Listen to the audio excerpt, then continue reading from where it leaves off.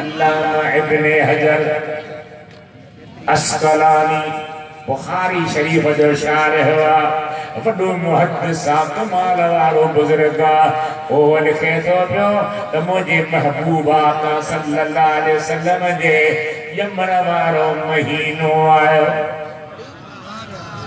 इन महीने जो नालो आहे अरबी में रबी अव्वल, पहली बहार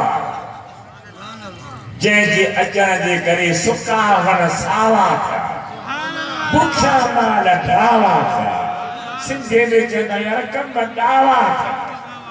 एॾी अज़ीम हिन महीने जी बरकत आहे, हिन महीने जी भलाई आहे, हिन महीने में अल्लाह ताला नवाज़ जो फरमायो आहे। ई महीनो जॾहिं अचे पियो अम्मा आमिना फरमाए थी पई त मुंहिंजे पाक वजूद में मुंहिंजो दिलि पर पुट मिठो मोहम्मद करीम पे तशरीफ़ फरमाए। पर छा छा नज़र आयो? अम्मा फरमाए थी सुके बुंड जी हेठा बीहा त साओ थी छांव करे, पाक पेरनि ते जुती न हुजे बिना जुतीअ जे ॿाहिरि हला त मुंहिंजे पेरनि खे गर्मी न लॻे। जेकॾहिं उस में बीहा त ग़ैबी ककर मथां छांव अचे करे, जेकॾहिं पाणीअ जी ज़रूरत सम्झा खूह ते अची बीहा त खूह जो पाणी चढ़ंदे चढ़ंदे खूह जे पुॼारी जेके सिरूं हुजनि उन्हनि सां अचे लॻे। जेका बि ज़रूरत पए पई मुंहिंजे महबूब जे सदके मुंहिंजे लाइ पूरी थींदी पई वई। माहिरूं अहिड़ियूं हुजनि पिताई साहब जे मनसूब शेर आहे त भली जायूं माहिरूं संधियूं सालिह सिंध जो सुभान अल्लाह। अञा त मां चाक कोन आहियां न त तव्हांखे थकाए पोइ माहिरूं उहे भागनि वारियूं जिन खे अहिड़ा सुहिणा पुट मिलनि। हुजूर जी ज़ात मां बख़्त वारी आहे, भाग वारी आहे। हुजूर जो अम्मा साइन में आया, अम्मा फरमाए थी खूह ते अचा त पाणी पाण ई मथे चढ़ी अचे। सुके वण जे हेठां बीहा साओ थी छांव करे। जेकॾहिं कंहिं वण जी पननि जी लाइ उठ या दाचे खे ज़रूरत हुजे मां उन जे हेठां अचां त उन वण जा पन सावा थी साम्हूं बीहनि ऐं ॾाचूं खाई ढव करे अल्लाह जो शुक्र पियूं कनि ऐं मुंहिंजे दिलि भर मोहम्मद सुहिणे जा थोरा पियूं मञी।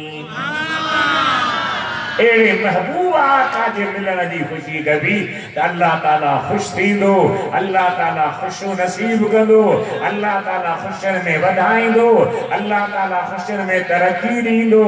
जेके सुका वण हा, जेके सुका बुंड हा, जिते का शइ न हुई उते मुंहिंजे महबूब जे अचण जे करे बाग बहारियूं थी वियूं, वण सावा थी विया, फसल आबाद थी विया, उठ ई ॾाचूं ढापल न पिया। ॾाचुनि में एतिरो खीर हुजे जो गोॾा खोड़े वेही रहनि, ॾुहण वारो थकिजी पवे खीर खुटे ई कोन्हे। मुझे महबूब जी मेहरबानी, ये मुझे महबूब जो फैज़ हो, ये मुझे महबूब जी इनायत ही। अम्मा सान फरमाई थी पई खैर सा महीना पूरा का थियनि, हर रात ख्वाब में ॾिसां पई त हज़रत आदम आयो आहे, हज़रत ईसा ताईं सब नबी आया, मुखे मुबारक पैदन मां मुबारक थई तुझे वजूद मां दिल पर नबी बाहर अची रहियो आहे, जेको सॼी काइनात खे रंगुलाईंदो, बुखनि खे ढाईंदो, सभिनी ते कर्म जा चकर वसाईंदो।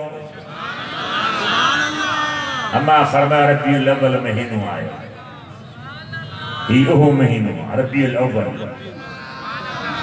रबीउल अव्वल चई ॿुधाए रबीउल अव्वल पहली बहार जंहिंजे करे सारी दुनिया आबाद थी, सरसब्ज थी, शाद थी। हबीबन करीब अम्मा फरमाए थी पई हर महीने में को न को नबी मुखे मुबारक ॾियणो, हर महीने में को न को भाई प्यारो अल्लाह जो मूंखे मुबारक ॾींदो हो।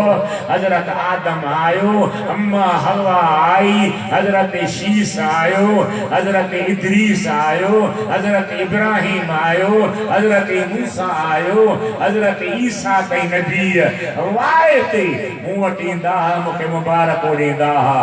राति जो वई बीबी मरियम ईंदी हुई, अम्मा हवा ईंदी हुई, बीबी मरियम खां सवाइ बीबी आसिया ईंदी हुई। इहे बचे मूंखे राति मुबारक ॾींदियूं हुयूं त मां तोखे मुबारक जो तो में मिठड़ो मोहम्मद सुहिणो अची वियो आहे।